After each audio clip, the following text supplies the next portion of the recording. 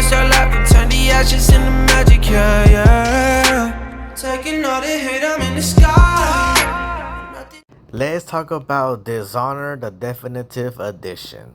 It is a remaster that takes Arkane Studios' 2012 stealth action masterpiece and polishes it up for modern consoles. My throat. Sorry about that. The word definitive always raises eyebrows because it suggests that the justice. I'm sorry I'm watching so hard, everyone. I just woke up from my nap, you know. This is the ultimate version, so let's break down whether it actually earns that title. Now let's talk about the core game, which and pretty much what makes Dishonored special. Dishonored is a first-person stealth assassination game set in the plague-ridden in an industrial city of Dunwall, a blend of Victorian London grime, steampunk machinery, and supernatural weirdness. You play as Carvo Atano, bodyguard to the Empress who gets framed for her assassination. Naturally, you break out of prison and go on a revenge/justice spree, aided by a mysterious figure called the Outsider, who gives you magical powers. Now let's talk about the beauty of Dishonored that lies in player freedom. Do you want to be a ghost who slips through vents and leaves no trace? Totally doable. Do you want to stabby or choke and lightning blast your way through guards? The game won't stop you. Do you want to get creative, like use blink behind someone, freeze time, toss a body into a rep swarm, then unfreeze? The engine happily lets you cook up chaos. It's essentially a playground of assassination and stealth, with consequences, of course. The game tracks your chaos level. Stealth and mercy leads to a calmer, brighter Dunwall, while blood and brutality makes the world darker and more diseased. That dynamic gives way to your playstyle. Now let's talk about the definitive edition and what makes it different. The Definitive Edition, released in 2015 for PS4 and Xbox One, and later made backwards compatible on Series X and S, isn't a full remake, but a remaster. So don't expect blueprint level rework here. Now let's talk about what improves. Higher resolution textures, the original's art styles pops a bit more in HD, slightly better lighting and shadow work, runs smoother on modern consoles compared to the original 360 PS3 versions. It includes all DLC. The Knife of Dunwall, where you play as Dud and the assassin who killed the Empress, and the Brigmore Witches. It concludes Dod's story. Dunwall City Trials is pretty much challenge maps. If you play the Riddler's Challenge on the Arkham City or Arkham Knight, whatever they called, that's pretty much the way it is. And lastly, the Void Walker's Arsenal, which is small add-ons with bonuses. The DLC is a big win, especially Dodd's two-story expansions, which some fans even consider stronger than Carvo's campaign in terms of writing and role building.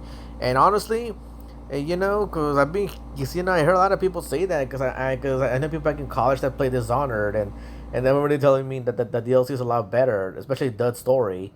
And you know what? I pretty much agree, because I think it mostly has to do with Dud having more character than Carvo. I'm not saying Carvo's a bad character. Carvo being a silent protagonist, he's really cool and awesome badass.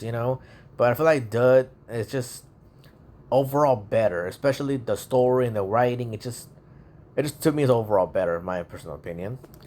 Now talk about the limitations. The graphics bump is modest. If you put it side by side with the original PC versions on max settings, the differences are minor. The character models and animations still look last gen. The Definitive Edition didn't overhaul them, and no new content beyond what was already released. Now, when it comes to playing that game in today's time, even without major graphical overhauls, Dishonored's art direction carries it. Dunwall's painterly aesthetic, muted blues, greens, and rusty reds means the game doesn't age like hyper-realistic titles. The stylized character faces look odd but deliberate, like caricatures in a plague-ridden political cartoons. The gameplay, it still holds up incredibly well. It honestly, I feel like it's even better. Like just the feel of it. The powers like blink, bend, time, and possession gives unmatched freedom. The level design is intricate, offering multiple paths and solutions. Missions like Lady Boyle's Last Party where you must assassinate one of three sisters at a masquerade ball without knowing which one, are still some of the most brilliantly designed in gaming, and it's also my favorite level of the whole game. It just it's like a mystery vibe, you know. And also, on both low and high chaos parts, I killed that one wolf guy with a wolf mask. I forgot his name, but I don't know why. But if I purposely messed up the shooting part on the high chaos. I just want to see if I die instantly, but I don't. You know, so I think you shot me. I remain alive, and then I shot him and he died. So pretty much the game acts like I won the challenge, but I didn't. But you know, it's just small stuff like that that makes the game really really fun. And the stealth mechanics feel smooth, though AI can be a bit clunky by today's standards. Guards sometimes feel like they got selective amnesia. Now, the final verdict. Well, Dishonored Definitive Edition isn't a jaw dropping remaster, but it's still the best way to play the game on modern consoles. The inclusion of all DLC makes it a no brainer for newcomers, while returning fans will appreciate having the complete package in one place. Now, if you never played Dishonored, grab this version. It's one of the finest stealth action hybrids ever made. And I feel bad for those that never played Dishonored, if I'm gonna be honest. Y'all, like, for those that never played it, you are missing out a masterpiece, a classic. Dishonored is literally one of the greatest games I ever played. Like, I'm not joking. I played so many games in all my life. Dishonored ranks up there as one of the greatest ever. So if you're not playing it, please grab this version. And by the way, it is for free on the Xbox Game Pass. So if you have an Xbox Game Pass, grab that shit. You know. Now, if you play it back in 2012 on PC, you're not missing much visually, but the bundle DLC might tempt you. Now, if you're just a fan of Arkane's letter games like Prey and Deathloop, Dishonored is basically their Rosetta Stone. When it comes to scores, I'm gonna give them two type of scores. As a game, a 9 out of 10. Now, as a remaster, I'm gonna give it a 7 out of 10. It's not truly definitive in the graphical sense, but it is definitive in the sense that this package contains everything worth experiencing about Dishonored. Now, with that out of the way, I actually want to talk about the DLCs because I really want to talk about Dud's story because that to me because his is the best part of the whole game in my opinion because the DLC from his story is where the package really earns its stripes because the add-ons aren't just throwaway extras. They deepen the world and even shift your perspective on the story. So let's start with the first DLC. Well, technically it's the Trials one, but we're not talking about that one. It's literally a challenge mode, pretty much. Let's talk about the Knife of Dunwall. This is the big one. You play as Dud, the assassin who literally murdered the Empress in the opening of Dishonored. Right away, this flips the script. You are no longer the silent bodyguard on a revenge mission. You are the guy who kicked the whole mess off. So the story, pretty much in a nutshell, is that after killing the Empress, Dud starts questioning his purpose. He receives a vision from the outsider, that smug Tristar god, mentioning something called Delilah. Driven by guilt and curiosity, Dud investigates, leading you through Dunwall's slaughterhouses, shipyards, and hidden corners. Now let's talk about the tone. Much darker than Carvo's tale. Dud isn't out for justice. He's wrestling with regret and survival. You get to see Dunwall from the criminal underbelly's perspective. Now let's talk about the gameplay twist. Dud has his own a suit of powers. He still has Blink, but with a unique pause mechanic. You can freeze mid-blink to line up precise positioning, and I'm just laying on it right now, that is a godsend. I really wish Carvo had that in his arsenal, because yeah, he has Blink, but you just after blinking you go to your spot. No, Dud, you could literally freeze in midair, and no matter how high you are, and just go to your destination. Well, if it can reach it or where you can, you know. That's why I strongly suggest to upgrade that to the max immediately, because you will be needing it. I'm just saying. And He can, and then which is what else he can do? Oh yeah, he can summon assassins to fight for him, choke people with shadow pull, and even stop time briefly while using items. It makes him feel distinct from Carvo while still familiar. The Knife of Dunwall and ends on a cliffhanger. Dud learns that Delilah is a rising force tied to dangerous magic, setting up the next expansion. Now let's talk about the other DLC, which is crazy as hell. It is called The Brickmore Witches. This picks up immediately after Knife of Dunwall. Same protagonist, but now you're chasing Delilah, who is building a coven of witches in the twisted Brickmore Manor.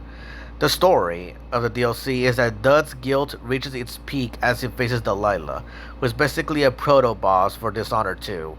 She's trying to merge her soul with Emily Colwitz's body, the heir to the throne and Carvo's daughter, if you read between the lines. It's personal and cosmic at the same time. And by the way, I forgot to mention another thing, and it's kind of a little spoiler too.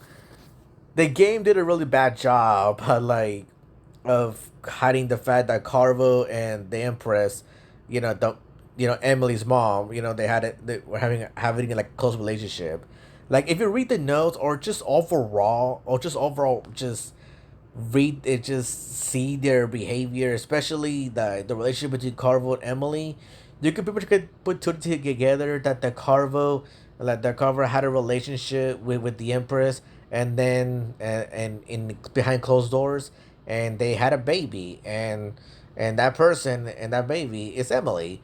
And in Dishonored 2, they pretty much just tell you like, yeah, Emily is Carvo's daughter, and I'm just like, yeah, no shit, So that's pretty much where I think about the situation. It was just kind of funny how they did it, but you know what? It wasn't so bad. It was just good enough. Like it just simple puzzles here and there. Now let's talk about the world building. You get wild, gothic new environments, rotting mansions, flooded gang territories, witch infested forests. Dunwall feels even more corrupt and cursed here. And the gameplay, your upgrades, decisions, and chaos level carry over from Knife of Dunwall, giving this a sense of continuity. The witches themselves are harder enemies. They teleport, attack with magic, and swarm you in groups, forcing you to mix stealth with smart combat. They're assholes, by the way.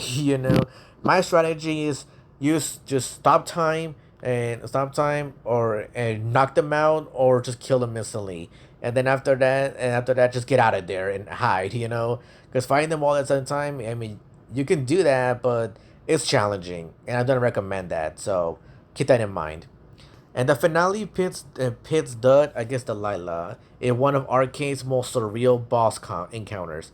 Your choices matter. Depending on your chaos level and how you handle Delilah, you'll either redeem Dud or cement him as a ruthless monster. So with Dud's stories on LA, let's fuck it. Um, Let me just go over the Dunwall City Trials just real quick. This is basically the arcade mode, a series of challenge maps testing your assassination, stealth, and combat creativity. Examples would be like kill waves of enemies as quickly as possible, stealth your way past patrols without detection, chain together assassination and stylish combos. It's fun but not essential. Think of it as Dishonored's version of a time attack mode, more about flexing mechanics than story. And the Void Walker's Arsenal, this is just a bundle of small bonuses, once pre-order perks. It gives you extra bone charms, gold, and books for flavor. Nothing game changing, but nice to have a bundle in. And honestly, these DLCs really do matter. I usually hop on games that have DLCs, but this honors one of those type of games that DLCs actually matter, except for the child ones one. But for Dust one, they matter a lot because the duology, as I said it, from the knife and Brigmore stories, is like is the real price when it comes to getting the DLCs. It's a humanized turning him from that guy who stabbed the Empress into one of the most complex characters in the series. It plants seeds for Dishonored 2, where Delilah becomes the main antagonist. It shows Dunwall from an entirely different lens, not the noble hero's path, but the messy, morally gray life of the city's most infamous killer. And And and as I stated earlier, like some people argue that the DLC stories are tighter and better written than the main campaign, and which honestly I agree. And plus, Dud's voice acting, voiced by Michael Madsen and Gravely and Will Wearily, adds so much weight compared to Carvel's silent protagonist role. So, well, my final thoughts once again, just overall package, I guess, is the Definitive Edition isn't just about replaying Carvel's journey, it's about experiencing both sides of the coin. Carvel shows you the high road of vengeance and justice, while Dud drags you through the mud, forcing you to confront the other side of power, guilt, and destiny. If the main game is a 9 out of 10, the Dud expansions push the whole package to a must play 10 out of 10 stealth saga.